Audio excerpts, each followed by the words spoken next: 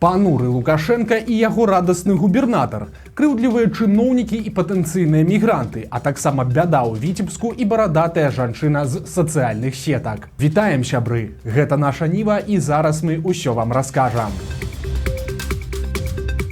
Сёння Лукашенко наведаў курган славы пад Мінскам. Цяпер там ідзе маштабная рэканструкцыя мемарыяльнага комплекса, і Лукашенко, вядома ж, не пакінуў гэта без сваіх каментароў. Спачатку ён усклаў кветкі, а пасля заняўся сваёй любімай справай – павучаннямі чыноўнікаў.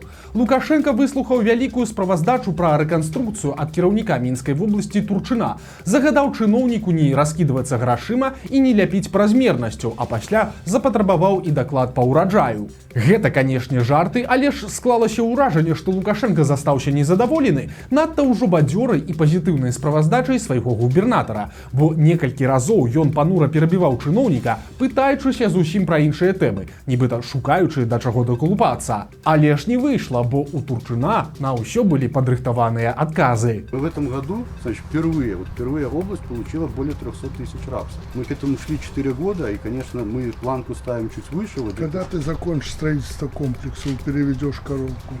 Значит, ну, как я говорил, мне еще 3 года надо. Ну, за 3 года. Ну, я раньше, просто ну, дай нереально. Бог, чтобы за 3.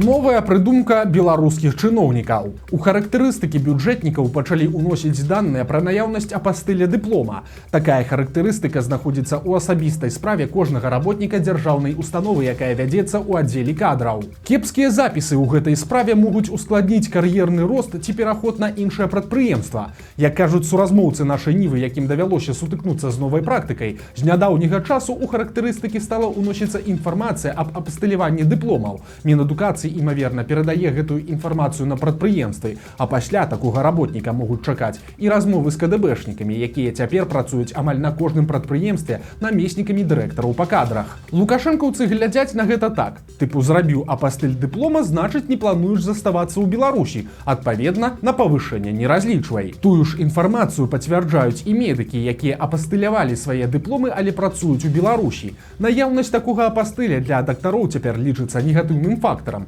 Як кажа адзін з нашых суразмоўцаў, на працы яму далі зразумець, што калі заўважыць хаця б тэарэтычны намер з'ехаць, то ўмовы работы будуць пастрожаныя. Напрыклад, яго будуць прыярытэтна размяркоўваць на тыя змены, якія лічацца складанымі. Праўда, як такі падыход спрацуе, незразумела, бо такое стаўленне начальства можа толькі яшчэ больш падштурхнуць чалавека да эміграцыі.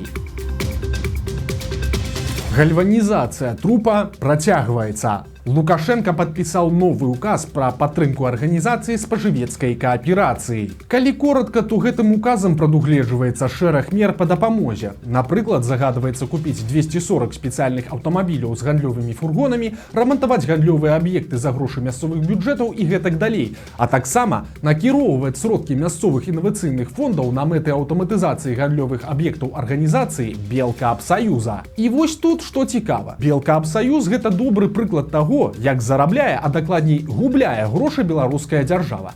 Гэтая арганізацыя мае каля 3500 крамаў і кантралюе каля 45% гандлю ў сельскай мясцовасці. Але калі вы думаеце, што Белкаапсаюз зарабляе хоць нешта, то ўсё якраз наадварот. Яшчэ з 90-х у гандлёвую сетку пастаянна ўліваюцца бюджэтныя сродкі, але плёну няма і па сёння. Для разумення, у 2005 годзе Белкаапсаюзу выдалі бюджэтную пазыку на 30 мільярдаў рублёў і паабяцалі зрабіць яго за 2 гады карцінку. Праз 2 гады ні пра карцінку, ні пра грошы ніхто ўжо і не ўспамінаў.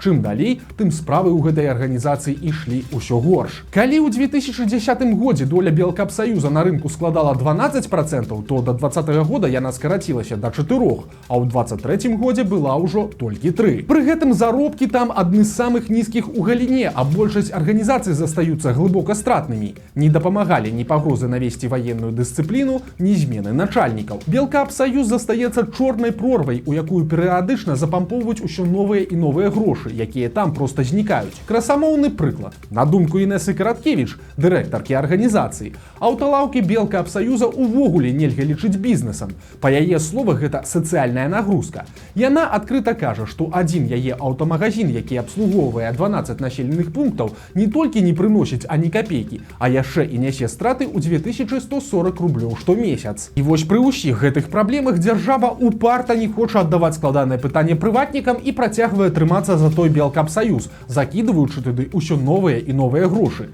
Прызнаваць свае памылкі лукашэнкаўцы ў прынцыпе не любяць і не ўмеюць. Ну і вось атрымліваюць вынік. Карацей, замест таго, каб паплакаць і пасля пахаваць гэты эканамічны труп, яго працягваюць біць электрычнасцю, каб ён паказальна падзёргаўся. Жывей ад таго ён не стане, але гэтага ніхто падобна ўжо і не чакае. І новы ўказ Лукашэнкі толькі пацвярджае гэтую сумную думку.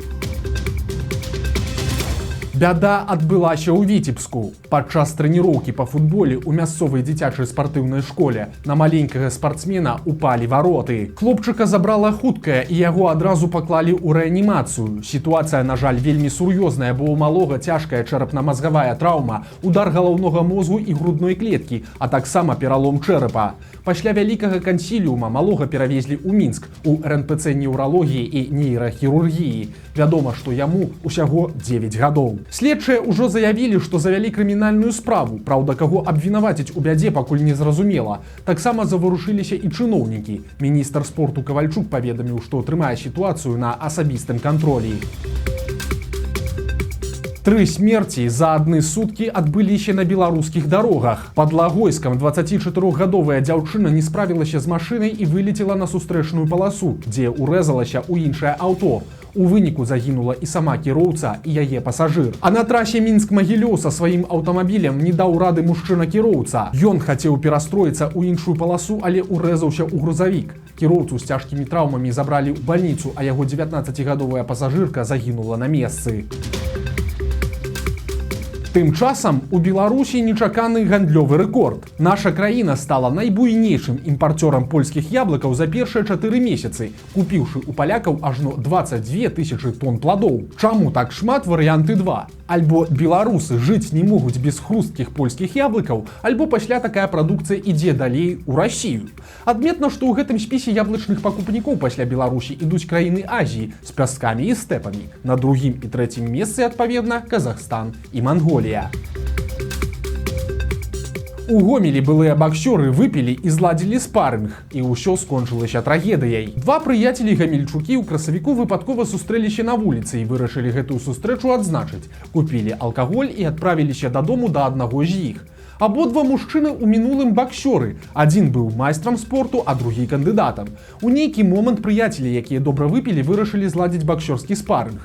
Колькі працягваўся бой, невядома. Аднак раніцай мужчына знайшоў таварыша на падлозе без прыкмет жыцця. Экспертыза ўстанавіла, што мужчына памёр ад ацёку галаўнога мозгу. На целе ў яго знайшлі шматлікія пашкоджанні. Цяпер яго сябра чакае суд і падобна калонія. На мужчыну завялі крыміналку за цяжкія цялесныя пашкоджанні, якія прывялі па неасцярожнасці да смерці чалавека. Цяпер яму пагражае ад 5 да 15 гадоў пазбаўлення волі.